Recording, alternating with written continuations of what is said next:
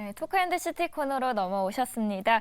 연준이 성탄절을 불과 2주일 정도 앞두고 내년도 금리 인하 가능성을 깜짝 시사하니까 국내외 투자자들은 이제 산타 랠리에 대한 기대감에 한창 부풀어 있는데요. 주요국 증시가 일제히 산타 랠리를 보이고 있는 가운데서 과연 국내 증시 반전 신호탄이 될 수 있을지 이 시간 통해서 함께 알아보도록 하겠습니다. 오늘 함께해 주실 분은 인사이트K 배종찬 소장님입니다. 소장님 안녕하세요. 안녕하십니까? 네, 오늘 FOMC 이야기와 연말에 과연 산타가 오실지 한번 네. 이야기를 나눠보도록 할 텐데요. 제롬 파월 미국의 FOMC 의장이 지난주 FOMC에서 내년 금리 인하 언급을 하면서 일단 투심은 다시 한번 살려준 분위기입니다. 그렇죠. 항상 이제 우리 매일경제 TV 보시는 분들이 물론 경제입니다. 우리가 매일 경제니까요. 근데 지금 세계 경제, 글로벌 경제가 돌아가는 걸 보면 항상 경제 이슈만 있는 게 아니에요. 그래서 제 역할이 필요한 것이고 경제와 또 글로벌 정치 또 국내 정치 사항들을 같이 연계해서 볼 필요가 있어요. 제가 우리 시간을 통해서 지난번에 도널드 트럼프 전 대통령과 바이든 대통령의 이 관계 이야기를 또 분석을 해드렸잖아요. 네. 상당히 많은 분들이 또 호응을 해주고 재미있어하셨는데 똑같은 거예요. 내년 11월에 미국 대선이 있습니다. 그러면은 바이든 대통령은 무조건 하고 경제가 좋아야 돼요. 그렇죠. 그렇다면 그런 부분들이 물론 미국 연준이 오랜 전통을 통해서 정치와는 또 무관하게 지표를 통해서 판단을 내지만 그게 완전히 무관할까? 그렇지는 않은 거예요. 그러니까 우리가 눈에 보이는 것과 눈에 보이지 않는 것이 있다. 그렇기 때문에 실제 지금 바이든 정부의 재무장관인 제니 옐런 장관이 연준 의장 출신이잖아요. 그러니까 이런 관계들이 있단 말이에요. 왜 그러면 바이든 대통령이 지난해 중간선거 이후에 제니 옐런 장관을 교체할 생각을 했었는데 왜 그럼 계속 유지를 할까?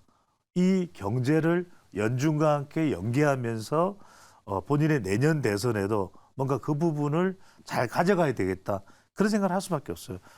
1월 달에는 불과 한 달여 뒤에는 또 대만 총통선거가 있어요. 이건 또 중국하고 연계가 돼 있죠. 그렇죠. 그러니까 이게 결과적으로는 각국의 중요한 정치 일정이 경제와 무관하지가 않다. 이렇게 보시면 돼요. 최근에 이제 파월 연준 의장이 내년도에 이제는 기준금리를 인하할 수 있게 됐다. 이렇게 이야기하는 것도 경제적으로 뭐 소비자 물가 지수나 또 고용 지표나 이런 부분들이 또 개인 소비 지출인 PCE 지표나 이런 것들이 이제 호조 또 개선이 돼서 그런 것도 있겠지만은 그런 역학적 관계, 러시아와 우크라이나 전쟁, 또 이스라엘과 하마스 전쟁. 그러니까 우리가 무장정파라는 것은 뭐냐면 무장정파 궁금하시죠? 이게 뭐냐면 무장한 정치 세력이라는 뜻이에요. 그러니까 하마스가 굉장히 그럼 왜 그 불법 난동을 부리는 그런 단체를 왜 제압하지 않았어? 그래서 정상적으로 이 가자 지구의 정권을 쟁취한 것이 바로 이 정치 세력인 하지만 무장을 했다는 거예요. 그래서 하마스가 계속해서 가자 지구에서 정치적으로 권력을 유지해왔던 거라는 거죠. 그 말씀은 뭐냐? 결과적으로 우리 개인 투자자 입장에서는 내년에 미국 경제는 좋아야만 된다. 그러니까 계속 중국은 압박하면서 미국 경제가 우선인 아메리카 퍼스트를 바이든도 할 수밖에 없다. 불가피하게. 그거는 왜냐하면 자기가 살아야 되니까. 그래서 우리가 이제 개인 투자자 입장에서 우선적으로 우리가 이 염두에 둬야 되는 것은 예의주시해야 되는 것은 결과적으로는 기준금리가 이제는 내년에는 인하가 된다. 그 시점과 폭이 어떻게 되느냐도 상당히 이제 중요할 수밖에 없는 게 결과적으로는 매파가 아니라 호키시한 게 아니라 결국 비둘기 쪽으로 가서 이 FOMC에서 점도표나 이런 걸 보면 내년에는 이제 인하가 될 것이다. 그러면 다들 우리 투자자 입장에서는 궁금한 게 최근에도 이제 우리가 예탁금 자체가 늘어났다는 것은 그런 기대감이 반영이 된 거예요. 네. 그러니까 그런 상황에서 내년에 이제 시점을 따져보면은 적어도 3번 정도 기준금리가 내릴 것이다. 그러면 생각해 보세요. 근데 2분기 아니면 3분기 얘기인데 3분기를 하면은 3분기 7, 8, 9월에 가서 첫 번째 내리기 시작하면 추가적으로 두 번까지 생각하면 좀 시간적으로 압박을 받잖아요. 그러니까 조금 더 3분기보다는 앞당긴 2분기 후반 정도, 6월 달 정도의 첫 0.25가 그러니까 이런 역학관계를 보셔야 돼요.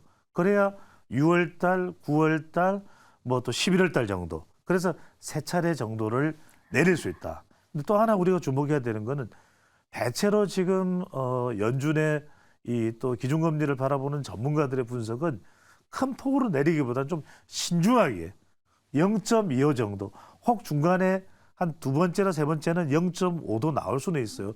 빅스텝 정도 나올 수 있는데 그러면 여전히 두 번의 베이비 스텝과 한 번의 빅스텝이라도 4% 돼요. 그러니까 세 번의 이 베이비 스텝 0.25%씩 내리면 그 구간이 지금의 5.25에서 5.5가 아니라 4.5에서 4.75가 돼요. 여전히 우리 한국은행 기준금리인 3.5보다는 높은 겁니다. 거의 1%포인트 가량 이상. 그러면 이 부분을 우리 투자자분들이 잘 보셔야 돼요. 그래서 내년에는 하반기도 하반기지만 좀 상반기에 우리가 주식시장이라는 걸 선제적으로 접근을 해야 되잖아요. 이런 부분들을 이렇게 개인비 투자자나 우리 개인 투자자 입장에서는 3월 달, 4월 달, 5월 달 어떻게 움직일 건가 이 부분을 잘 여러분들이 눈여겨볼 필요가 있죠. 그러니까 왜냐하면 결과적으로 우리가 주식 투자를 해서 수익을 얻는다는 건 어떤 종목을 고르냐도 중요하고 또 타이밍이잖아요. 어떤 종목이냐, 그 다음엔 타이밍이냐. 조금 더 선제적으로 들어가고 어디에 비중을 둘 거냐. 이 부분을 여러분들이 이 시점까지 고려해서 잘 눈여겨 보실 필요가 있죠. 맞습니다.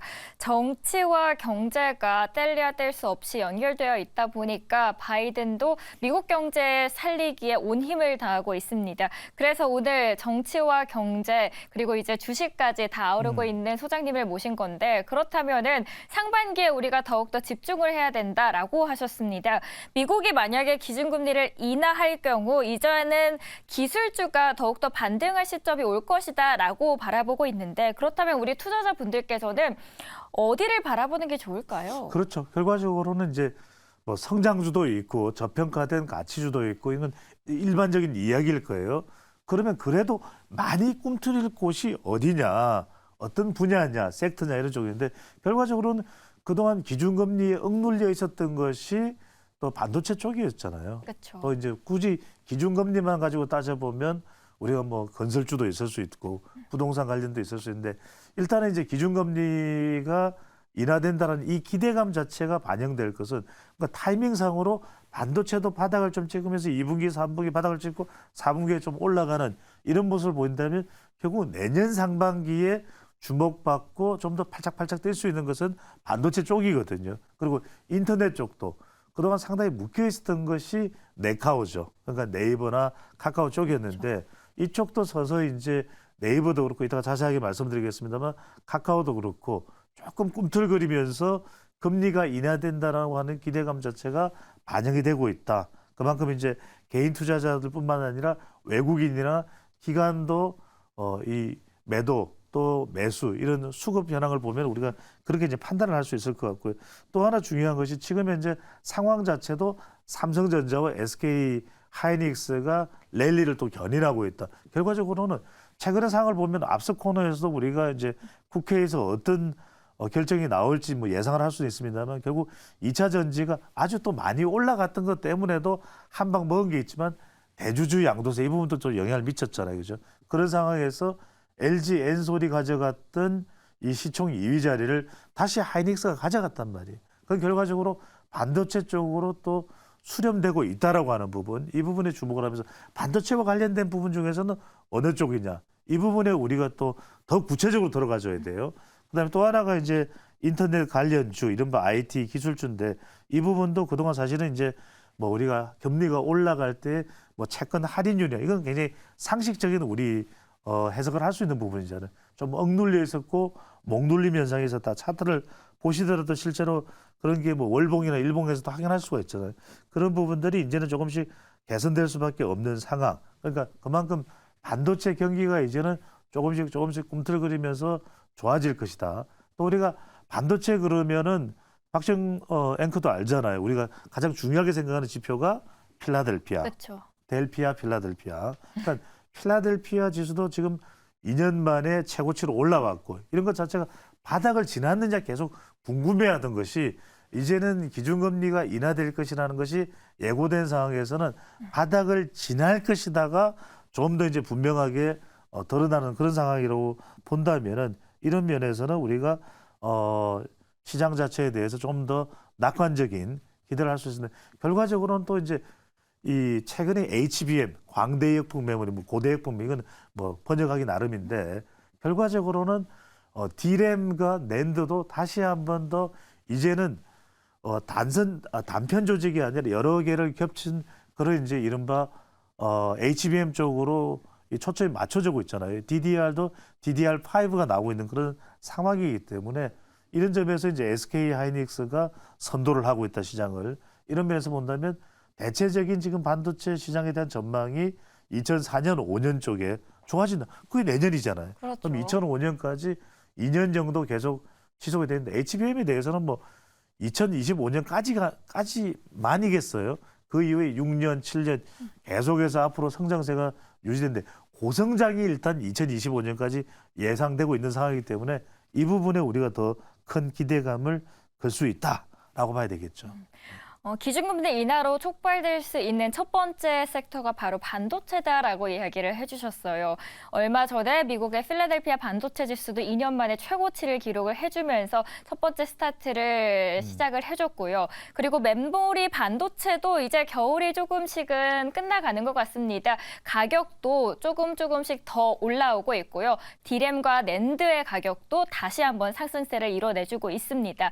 여기에다가 외국인의 수급 또한 SK 하이닉스 그리고 삼성전자 쪽으로 비중이 더 실리다 보니까 2024년 그리고 2025년까지도 그러면은 반도체 다시 한번 살아날 수 있는 건가에 대한 기대감이 한층 더 살아나고 있습니다. 여기에 이제 다시 한번 기대감을 걸 수 있는 게 바로 온디바이스 AI 같습니다. 그렇죠. HBM 말씀을 해주셨고 메모리 반도체 이야기를 해주셨는데 온디바이스 AI가 사실 여기에 메모리가 기존보다도 2배나 더 많이 들어가잖아요. 그렇죠. 그러니까 이제 온 디바이스 AI라는 것이 뭐냐면은 이러면 이제 AI는 우리가 인공지능입니다. 이제 사실은 챗 GPT라든지 생성형 AI가 이제 일상 속으로 파고 들어오는 겁니다. 알파고라는 우리 딥러닝 기술 알고 계시잖아요. 이제는 정말 무서워지는 세상이 될 거예요. 그러게요. 그게 지금 최근에 이제 구글에서 보여줬던 그런 시연 화면이나 이런 걸 보더라도 앞으로 반도체 분야는 자, 우리가 이 장치 쪽으로만 놓고 보면은 HBM. 왜냐면 HBM은 이렇게 보시면 돼요. 고대역폭, 광대역폭 메모리라는 게 그동안에는 이제는 판 하나로 가던 것이 여러 판을 겹쳐서 이제 더 많은 것을 저장하고 이 기능을 수행하는 것으로 이제 전환이 되는 것이 더 이제 기술적인 난이도가 고도화되는 것이죠. 그렇다면 이제 그걸 통해서 말 그대로 이제 기능적으로 보더라도 온 디바이스 AI다. 온 디바이스 AI의 특징이 뭐냐면 방금 전에 얘기했던 이 관련된 부품이 더 많이 들어가야 되는데 휴대폰을 보거나 PC를 보더라도 이제 우리가 복잡한 연산이라든지 그다음에 데이터 수행 능력이라든지 이런 것들 자체가 이제는 학습을 통해서 인공지능이 보여줄 수 있는 그 기능을 하는 것인데 대체로 우리가 그전까지만 해도 이게 이른바 네트워크에 연결됐었어야 돼요. 그래서 클라우드를 통해서나 다른 또 네트워크와의 이 또 연결을 통해서 그런 기능이 됐는데 아닙니다. 이제는 인터넷 없이도 저전력을 통해서 물론 그러다 보니까 이제 연결된 것에 비하면은 그 수행 범위가 좀 좁을 수는 있어요. 하지만 이제는 휴대폰 하나 열고도 챗 GPT 기능이나 생성형 AI 기능을 수행을 한단 말이에요. 그렇죠. 이 영역이 바로 온 디바이스 AI다. 그래서 이제 이쪽이 이제는 더 크게 성장할 수밖에 없는 것이고 그동안 이제 우리가 거시 반도체 분야에서 이제 삼성이나 SK 하이닉스 쪽에서 이제 주도해왔던 것이 소재 부품 장비 쪽이었단 말이에요. 그런데 이제는 이런 기능적인 면에서 설계를 잘해서 말 그대로 온 디바이스 AI 그러니까 휴대폰 갤럭시 폰에 들어가는 것과 PC에 들어간 것 또 태블릿에 들어가는 것이 다 다를 수밖에 없어요. 그러다 보니까 그거 각각에 대한 설계를 해야 되기 때문에 말 그대로 팹리스 설계를 하는 쪽이 오히려 이 온 디바이스 AI의 수혜주가 될 수 있다. 이런 면에서 인터넷 없이도 정말 이거 대단한 거 아니겠습니까? 말 그대로 폰 하나 인터넷 끊겨 있어도 돼요. 와이파이 그래도 찾으러 다니지 않아도 됩니다. 그럴 필요가 없는 거예요. 그럴 필요가 없이 자체적으로 기능이 수행되기 때문에 그만큼 이제 놀라운 그런 우리가 이제 이 발전을 바로 이제 눈으로 확인할 수 있는 것인데 그런 차원의 발달이 계속 발전이 이루어질 수밖에 없는 것이 이 분야입니다. 그렇다면 그런 차원에서도 결국 온 디바이스 AI 분야가 또 우리의 주력 산업이 될 수 있는 것이고 또 투자자들 입장에서는 온 디바이스 AI와 관련된 기업이 어디냐 오늘도 소개를 해드리겠지만 그 부분에 좀 선제적으로 내년 후내년에 더 성장을 하더라도 HBM, DDR, 그다음에 온 디바이스 AI 또 생성형 AI 쪽으로 접근을 하고 있다고 볼 수 있고 여기에서 이제 한 단계 더 나아가면 그동안 좀 우리가 잊고 있었던 것 중에 하나가 뭡니까? 자율주행과 관련된 그런 차량용 반도체 센서와 관련된 부분도 우리가 주목을 해볼 필요가 있는 것이죠. 저희가 왜 이렇게 온디바이스 AI에 대해서 집중하냐라고 하실 수 있는데요.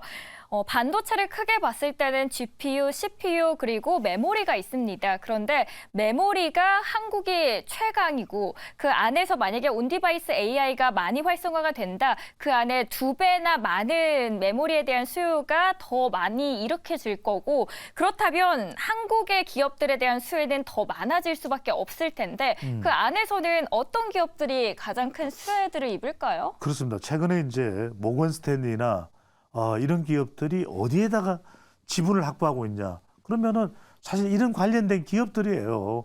그래서 오늘 소개해드리는 이 반도체, 우리가 뭐 삼성전자나 SK하이닉스를 종목으로 소개해드리는 프로그램은 없을 거잖아요. 왜냐하면 어디 쪽에 그러면 개인 투자자들이 더 집중할 수밖에 없냐. 결국 삼성전자나 SK하이닉스들이 그 반도체의 최종 제품을 만들기 위해서 어떤 기업들과 연계될 수밖에 없는가 여기에 주목을 하실 필요가 있고 거기에서 우리가 온 디바이스 AI는 앞으로 계속 성장할 수 있는 하나의 또 테마가 만들어지고 있는 것 같아요.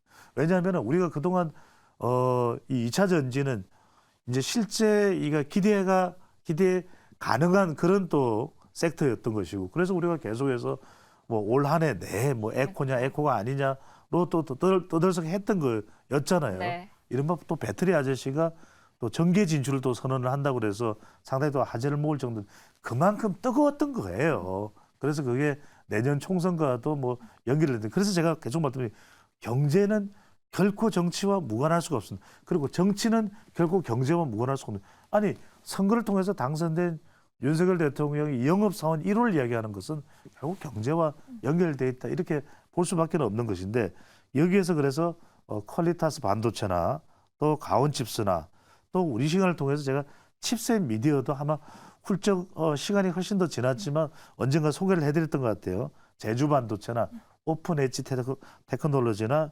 리노공업, HPSP, 코아시아까지 좀 눈여겨 참고로 보실 필요가 있죠. 이 종목들 중에서 여러분들이 항상 투자를 그럼 어디에다가 할까? 하여튼 종목을 우리가 이 옥석을 가려내는 데서 중요한 게 물론 외국인들의 매수 매도 이것도 여러분들 보실 필요가 있고요.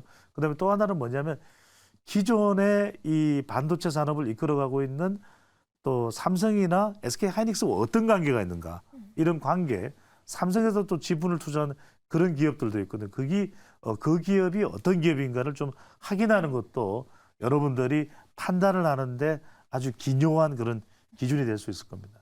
네, 반도체 온디바이스 AI 관련된 기업들 하단에 나가고 있으니까요. 그 기업들 참고를 해주시면 좋을 것 같습니다. 저희가 앞서서 반도체 이야기도 했지만 인터넷도 그 수혜를 받을 수 있다라고 그렇죠. 말씀을 해주셨어요. 예. 뭐 네이버도 있고 카카오도 있을 텐데 기준금리가 인하가 된다라고 할 시에는 수혜를 받을 수 있는 분야일 것 같은데 구체적으로는 어떻게 흘러갈까요? 그렇죠. 네이버도 우리가 한참 주춤했다가 사실 그랬잖아요. 한때 투자자들 입장에서 네이버하고 카카오는 좀 일단 접어도 그런 얘기가 나올 정도인데 최근에 이제 물론 뭐 이 이유만 있는 건 아닙니다. 한데 자체적으로 새로운 또 돌파구를 마련한 것이 네이버의 경우에는 주로 이제 이 검색을 위주로 하는 챗 GPT 이른바 생성형 AI 쪽으로 또 돌파구를 마련해서 수익 창출을 할 수 있다라고 하는 이런 전망이 나오고 있는 거죠. 여기에 이제 이른바 기준금리가 인하된다면 기존에 우리가 기술 IT 기업의 어떤 채권 할인율이나 이런 부담들도 좀 덜 수 있기 때문에 네이버의 또 성장 최근에 좀 올랐는데 더 오를 수 있다. 이런 또 전망도 나오는 것이고 또 사실은 많이 답답했던 게 카카오예요. 카카오에 대한 또 비판도 쏟아졌었죠. 이른바 CEO의 그런 스톡 옵션 행사 때문에 도덕적 해이까지도 지적받았던 것이 이른바 이제 막 두들겨 맞는 것이 카카오였어요. 근데 카카오도 최근 들어서 이제 모빌리티도 이제 재정비가 됐고 카카오 모빌리티도 그렇고 참 IPO 상장 따따상 했던 기업들도 좀 실망스러웠잖아요. 네, 마음 아팠죠. 그렇죠. 그 자회사들이 최근에 이제 수익률이 좀 개선되면서 이른바 카카오도 한때 이제 이 많은 국민들의 사랑을 받았던 것처럼 그것도 캐릭터가 귀여워요. 그래서 그런 또 최근에 또 관심도 모으면서 소장님 닮았습니다. 재투자되는 그런 현상도 나타나고 있기 때문에 그런 부분들에서 조금 이런 IT 플랫폼 기반한 기업들도 새로운 영역으로의 돌파구가 마련되고 있기 때문에 좀 투자자 입장에서는 주목을 해볼 필요가 있겠습니다. 네, 그리고 마지막으로는 최근에 이제 반도체 이야기를 해서 윤석열 대통령이 네덜란드를 이제 국빈 방문하면서 반도체 동맹을 강조를 했었는데 여기에 대한 수혜 기대감도 커지고 있거든요. 그렇죠. 여기에 대해서는 어떻게 보시나요? 그러니까 ASML 우리 혼돈하면 안 됩니다. ASMR 아니고 ASML입니다. 네. 그러니까 지금 윤석열 대통령도 달려갖고 이재용 회장은 그 전부터 막연한 관계를 또 유지해 왔지만 이번에 한 번 더 재차 또 인상적인 각인 효과를 만들어 놨죠. ASML에. 그래서 1조씩 손을 맞잡고 투자를 하겠다. 그것도 한국에 이제 R&D 투자를 하겠다라는 것이기 때문에 그만큼 우리가 ASML 그러면은 정말 세계 최고의 기술입니다. 얇은 이 기판에 노광, 그러니까 빛을 쏴서 회로를 디자인하는 겁니다. 그 EUV, Extremely Ultraviolet, 이 기술은 세계 최고예요. 이 기계를 일본이 달라, 한국이 달라고 한다고 해서 미국이 달라고 한다고 해서 막 주는 게 아닙니다. 심지어는 중국하고의 거래도 상당히 오랫동안 해왔었는데 미국에서 네덜란드에 이제 압박을 한 거죠. 중국에 더 이상 그 첨단 기술 주지 마세요. 그래서 중국에다가도 팔지 않는다고 하는 바로 그 노광 이 기술입니다. ASML 이제 협력이 되는데 그것과 관련이 있는 회사가 FST예요. 제가 어떤 기업인데 반도체 관련인데 FST, SFT라는 회사도 있는데 혼돈하면 안 됩니다. FST인데 회사 이름에 S자 들어가면 왜 주목해야 되죠? 뭐와 관련될 것 같아요? F요? S 들어가면 S요? 삼성, 삼성하고 샘송하고 관련되는 거죠. 그래서 이게 이제 삼성이 이 회사에 지분 투자를 했습니다. 그래서 주목을 하실 필요가 있고 이 펠리클이라는데 이 펠리클이 이른바 이제 우리가 반도체를 만드는데 이게 표면 이 판 하나가 이제 마스크예요. 여기가 이제 굉장히 비싸기 때문에 특히 이제 EUV 마스크는 굉장히 장당 수억 원을 올 거예요. 여기에 이런 안전 장치를 하기 위해서 보호하기 위해서 방막 필름인데 이게 펠리클이에요. 이 펠리클을 일반적인 펠리클은 여기서 이제 FST에서 생산하는데 EUV용은 연내로는 좀 양산이 어느 정도 가능하지 않겠냐 이렇게 전망을 하고 있어요. 그럼 삼성이 지분 투자까지 하는데 EUV와 관련해서 ASMR과 손잡는데 그 기회에 관련된 수혜를 받을 수 있는 기업으로 FST를 좀 주목을 해보셔도 좋을 것 같고요. 시간이 되나요? 함정모 네, 됩니다. 더 소개를 해드려도 되나요? 네. 그 다음에 여러분들이 또 주목을 해야 되는 게 바로 이 텔레칩스입니다. 근데 텔레칩스는 이른바 요즘 우리가 이야기하는 NPU죠. 그러니까 CPU 위에 GPU가 있고 GPU 위에 NPU, 이른바 신경망 처리 ADAS 이 반도체를 개발한 것이 텔레칩스입니다. 그러니까 말 그대로 우리가 이야기하는 이 인공지능 쪽으로도 더 이제 기술력을 높일 때 들어갈 수 있는 반도체 부품이 되겠죠. 근데 이 텔레칩스의 이장규 회장도 삼성 반도체 연구원 출신이에요. 이런 부분들을 여러분들이 잘 보셔야 됩니다. 그래서 LX 세미콘이 여기에다가 이제 또 투자를 했는데 LX 세미콘이니까 LG와 관련돼 있죠. LG가 이제 앞으로 이제 차량용, 전장용 이런 이제 관련된 것을 하는 데 있어서 시너지 효과 이런 부분들을 이제 텔레칩스가 가져갈 수 있다. 이런 점에서 우리가 주목해 볼 만한 기업. 그러니까 결과적으로는 반도체나 또 인터넷 관련 쪽인데 여기에서 소개해드린 그 FST, 그다음에 텔레칩스에 좀 참고를 해 보실 필요가 있겠습니다. 물론 최종적인 투자는 개인들이 하셔야 되겠지만 그래도 이런 기업들에 우리가 한 번 더 내용을 들여다볼 그렇죠. 필요가 네. 있다라는 참고를 해주시면 좋겠습니다. 올해 얼마 남지 않았습니다. 2024년 다가오고 있고요. 기준금리 인하에 대한 기대감이 커지고 있는데 기준금리 인하를 앞두고 어떤 종목들, 어떤 섹터들이 그 수혜를 받을 수 있을지에 대한 이야기를 나눠보는 시간 가졌습니다. 저번 시간 대선 이야기도 큰 호응을 얻었었는데 어디에서도 듣지 못한 이야기 해주신 이제 배종찬 소장님 이만 보내드리도록 하겠습니다. 오늘도 늦은 시간까지 감사합니다. 고맙습니다.